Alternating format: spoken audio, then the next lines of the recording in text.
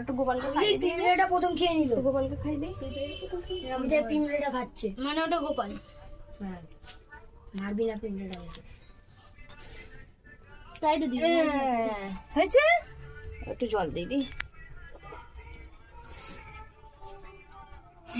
Cake খাচ্ছে। কাটো কাটো।